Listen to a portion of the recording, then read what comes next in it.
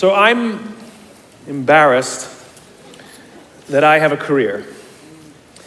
I talk about things like trust and cooperation, and there should be no demand for my work. But the fact of the matter is there is demand for my work, which means that there's an opportunity. It means that trust and cooperation are not yet standard in our organizations, and yet they should be, and we know that, which is why we're looking for ways to bring those things to our organizations. So I thought I would do something a little different today. You know, when you're speaking to tens of thousands of people and you have the opportunity to share a message, of course, most rational people would say, let's go with something I've talked about lots of times and I'm really good at, but I'm not normal, so I'm going to do something completely new, and I hope this works out. There are two things that I think that great leaders need to have: empathy and perspective. And I think these things are very often forgotten. Leaders are so often so concerned about their status or their position in an organization, they actually forget their real job. And the real job of a leader is not about being in charge, it's about taking care of those in our charge. And I don't think people realize this, and I don't think people train for this. When we're junior, our only responsibility is to be good at our jobs. That's all we really have to do. And some people actually go get advanced educations so that they can be really good at their jobs, accountants or whatever, right? And you show up and you work hard, and the company will give us tons and tons of training how to do our jobs. They'll show us how to use the software. They'll send us away for a few days to get trained in whatever it is that we're doing for the company. And then they expect us to go be good at our jobs. And that's what we do. We work very hard. And if you're good at your job, they'll promote you. And at some point, you'll get promoted to a position where we're now responsible for the people who do the job we used to do, but nobody shows us how to do that. And that's why we get managers and not leaders. Because the reason our managers are micromanaging us is because they actually do know how to do the job better than us. That's what got them promoted. Really what we have to do is go through a transition. Some people make it quickly, some people make it slowly, and unfortunately some people will never make that transition at all. Which is we have to go through this transition of being responsible for the job and then turning into somebody who's now responsible for the people who are responsible for the job. And as I said before, one of the great things that is lacking in most of our companies is that they are not teaching us how to lead. And leadership is a skill like any other. It is a practicable, learnable skill. And it is something that you work on. It's like a muscle. If you practice it all the days, you will get good at it and you will become a strong leader. If you stop practicing, you will become a weak leader. Like parenting, everyone has the capacity to be a parent. Doesn't mean everybody wants to be a parent, and doesn't mean everybody should be a parent. Leadership is the same. We all have the capacity to be a leader. Doesn't mean everybody should be a leader, and it doesn't mean everybody wants to be a leader. And the reason is because it comes at great personal sacrifice. Remember, you're not in charge, you're responsible for those in your charge. That means things like when everything goes right, you have to give away all the credit. And when everything goes wrong, you have to take all the responsibility. That sucks, right? It's things like staying late to show somebody what to do. It's things like when something does actually break, when something goes wrong, instead of yelling and screaming and taking over, you say, try again. When the overwhelming pressures are not on them, the overwhelming pressures are on us. At the end of the day, great leaders are not responsible for the job. They're responsible for the people who are responsible for the job. They're not even responsible for the results. I love talking to CEOs and say, what's your priority? And they put their hands on their hips all proudly and say, my priority is my customer. I'm like, really? You haven't talked to a customer in 15 years. There's no CEO on the planet responsible for the customer. They're just not. They're responsible for the people who are responsible for the people who are responsible for the customer. I'll tell you a true story. A few months ago, I stayed at the Four Seasons in Las Vegas. It is a wonderful hotel. And the reason it's a wonderful hotel is not because of the fancy beds. Any hotel can go and buy a fancy bed. The reason it's a wonderful hotel is because of the people who work there. If you walk past somebody at the Four Seasons and they say hello to you, you get the feeling that they actually wanted to say hello to you. It's not that somebody told them that you have to say hello to all the customers, say hello to all the guests, right? You actually feel that they care. Now, in their lobby, they have a coffee stand. And one afternoon, I went to buy a cup of coffee, and there was a barista by the name of Noah who was serving me. Noah was fantastic. He was friendly and fun, and he was engaging with me, and I had so much fun buying a cup of coffee, I actually think I gave 100% tip, right? He was wonderful. So as is my nature, I asked Noah, "Do you like your job?" And without skipping a beat, Noah says, "I love my job." And so I followed up. I said, "What is it that the Four Seasons is doing that would make you say to me, 'I love my job'?" And without skipping a beat, Noah said, "Throughout the day, managers will walk past me and ask me how I'm doing, if there's anything that I need to do my job better." He said, "Not just my manager, any manager." And then he said something magical. He says, "I also work at Caesar's palace. And at Caesar's palace, the managers are trying to make sure we're doing everything right. They catch us when we do things wrong." He says, "When I go to work there, I like to keep my head under the radar and just get through the day so I can get my paycheck." He says, "Here at the Four Seasons, I feel I can be myself." Same person, entirely different experience from the customer who will engage with Noah.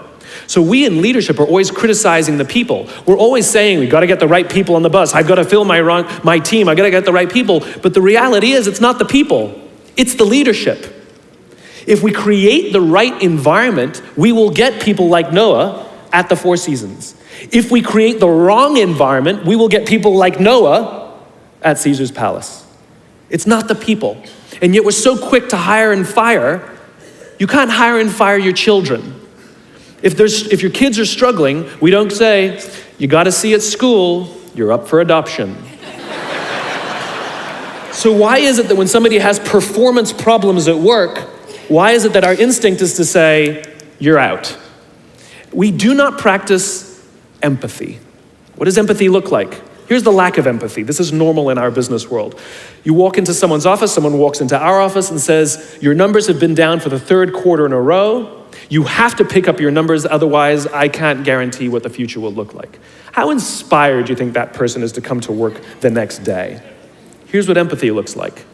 You walk into someone's office, someone walks into your office and says, "Your numbers are down for the third quarter in a row. Are you okay? I'm worried about you. What's going on?" We all have performance issues. Maybe someone's kid is sick. Maybe they're having problems in their marriage. Maybe one of their parents is dying. We don't know what's going on in their lives. And of course it will affect performance at work. Empathy is being concerned about the human being, not just their output. We have, for some reason, our work world has changed over the past 20 and 30 years.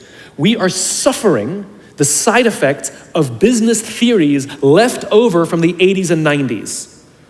And they are bad for people, and they are bad for business. Let me give you an example. The concept of shareholder supremacy was a theory proposed in the late 1970s. It was popularized in the 80s and 90s. It is now standard form today. You talk to any public company and you ask them their priority and they say maximize shareholder value. Really? That's like a coach prioritizing the needs of the fans over the needs of the players. How are you going to build a winning team with that model? But that's normal today. We don't even perceive it as broken or damaged or wrong or outdated. Remember, the 80s and 90s were boom years with relative peace and a kinder, gentler Cold War. Nobody was practicing hiding under their desks in school anymore. We are no longer in those times. These are no longer boom years. These are no longer peaceful times, and those models cannot work today. Here's another one. Mass layoffs. Using someone's livelihood to balance the books, right? It's so normal in America today that we don't even understand how broken and how damaging it is, not only to human beings, but to business. You know, companies talk about how they want to build trust and cooperation, and they announce a round of layoffs. Do you know the quickest way to destroy trust and destroy cooperation in a business, literally in one day? Lay people off, and everyone gets scared. Right? Can you imagine sending someone home to say, "Honey, I can no longer provide for our family because the company missed its arbitrary projections this year"? And forget about the people who lost their job. Think about the people who kept their jobs. Because every single decision a company makes is a piece of communication. And the company has just communicated to everybody else, this is not a meritocracy. We don't care how hard you work or how long you've worked here. If we miss our numbers and you happen to fall on the wrong side of the spreadsheet, I'm sorry, we cannot guarantee employment. In other words, we come to work every day afraid. And we're asking our youngest generation to work in environments where how would any of us ever stand up and admit, I made a mistake? We're constantly being told, you have to be vulnerable. Leaders are vulnerable. What does that even mean? It doesn't mean you walk around crying, I'm vulnerable, right? No, what vulnerability means is you create an environment in which someone feels safe enough to raise their hand and said, I don't know what I'm doing. You've given me a job and I haven't been trained to do it. I need help. I made a mistake. I screwed something up. I'm scared. I'm worried. All of these things no one would ever admit inside a company because it puts a target on your head in case there's another round. And so we keep it to ourselves. And how can a company ever do well if nobody's ever willing to admit they made a mistake, that's scared, or they don't know what they're doing? And so we've literally created cultures in which every single day everybody comes to work and lies, hides, and fakes. And we're asking our youngest generation to work and succeed and find themselves and build their confidence and overcome their addiction to technology and build strong relationships at work. We're asking them to do this, and these are the environments we've created. We keep saying to them, you're the future leaders. We're the leaders now. We're in control. What are we doing? This is what empathy means. It means if there's an entire generation struggling, maybe it's not them. It's like, the only thing that the common factor in all my failed relationships? Me. Same thing. Well, we just can't get the right performance out of our people. Maybe it's you. Right? It's not a generation. It's not them. They're not difficult or hard to understand. They're human beings like the rest of us, trying to find their way, trying to work in a place where they feel that someone cares about them as a human being. By the way, that's what we all want. In other words, it's not even generational. It's all of us. This is the practice of empathy, that if we're struggling to communicate to someone, if we're struggling to help someone be at their natural best, I'm tired of people saying to me, how do I get the best out of my people? Really, that's what you want? They're like a towel, you just wring them. How can I get the most out of them?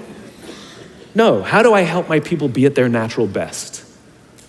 Right? We're not asking these questions. We are not practicing empathy. We have to start by practicing empathy and relate to what they may be going through. And it will profoundly change the decisions we make. It will profoundly change the way we see the world.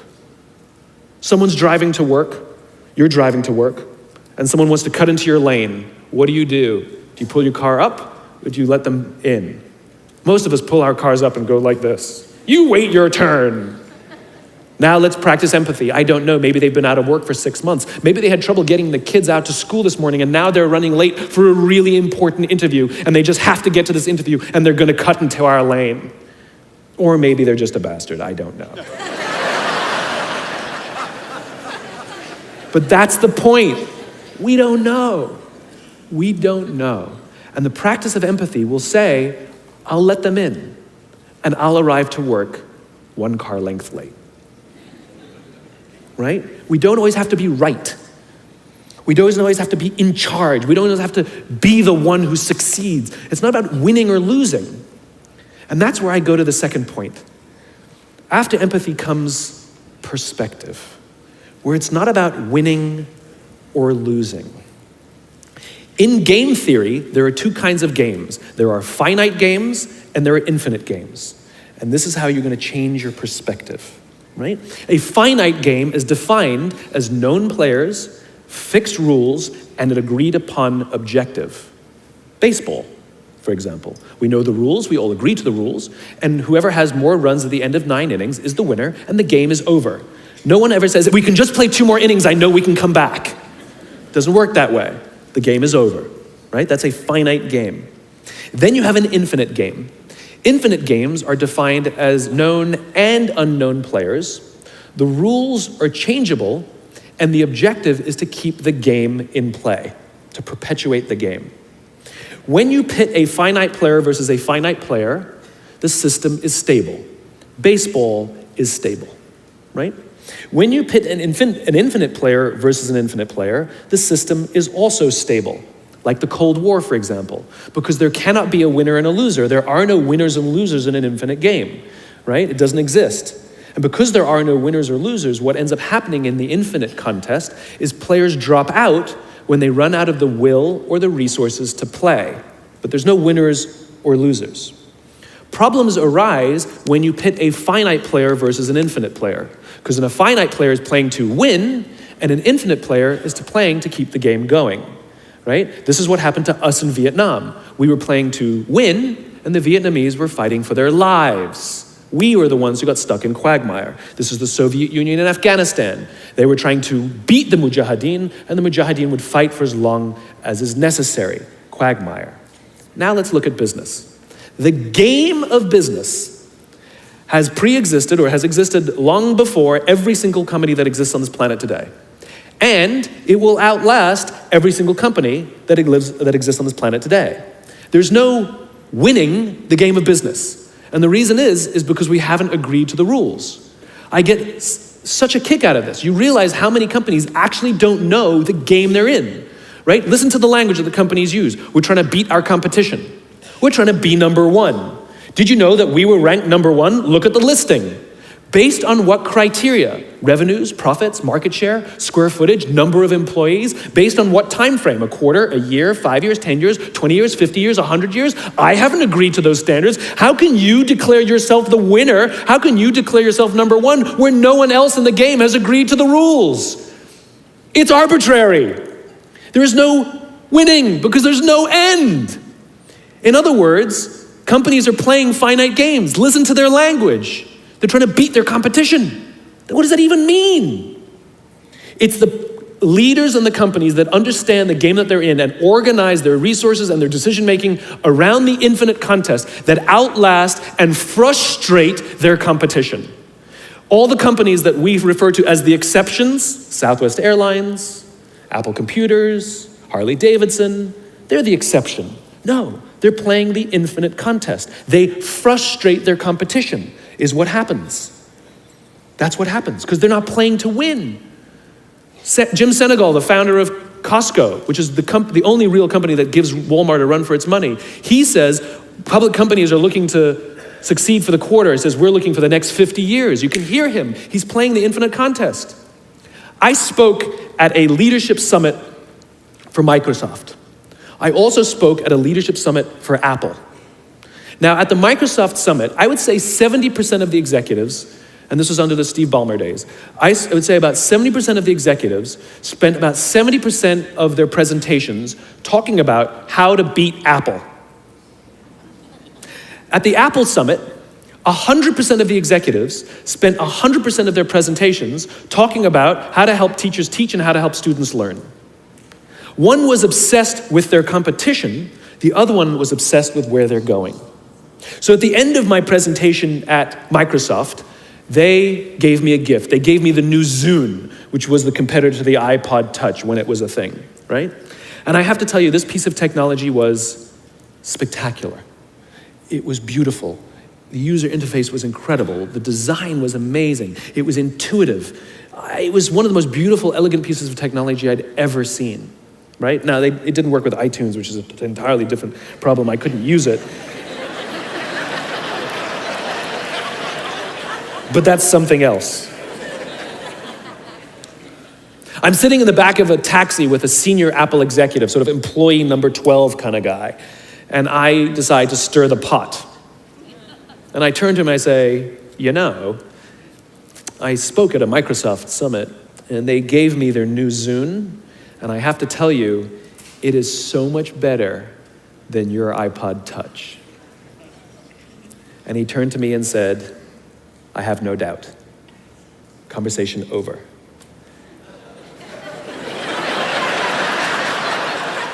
Because the infinite player isn't playing to be number one every day with every product.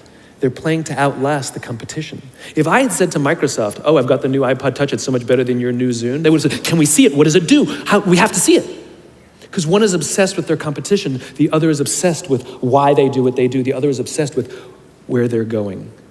And the reason Apple frustrates their competition is because secretly, they're not even competing against them. They're competing against themselves. And they understand that sometimes you're a little bit ahead, and sometimes you're a little bit behind. And sometimes your product is better, and sometimes you're not. But if you wake up every single morning and compete against yourself, how do I make our products better than they were yesterday? How do I take care of our customers better than we did yesterday? How do we advance our cause more efficiently, more productively than we did yesterday? How do we find new solutions to advance our calling, our cause, our purpose, our belief, our why every single day? What you'll find is over time, you will probably be ahead more often. Those who play the infinite game understand it's not about the battle, it's about the war. And they don't play to win every day. And they frustrate their competition until their competition drops out of the game. Every single bankruptcy, almost every merger and acquisition is basically a company saying we no longer have the will or the resources to continue to play, and we have no choice to either drop out of the game or merge our resources with another player so that we can stay in the game. That's what that is. And if you think about the number of bankruptcies and mergers and acquisitions, it's kind of proof that most companies don't even know the game they're in. You want to be a great leader, start with empathy. You want to be a great leader, change your perspective and play the game you're actually playing. Thank you very much.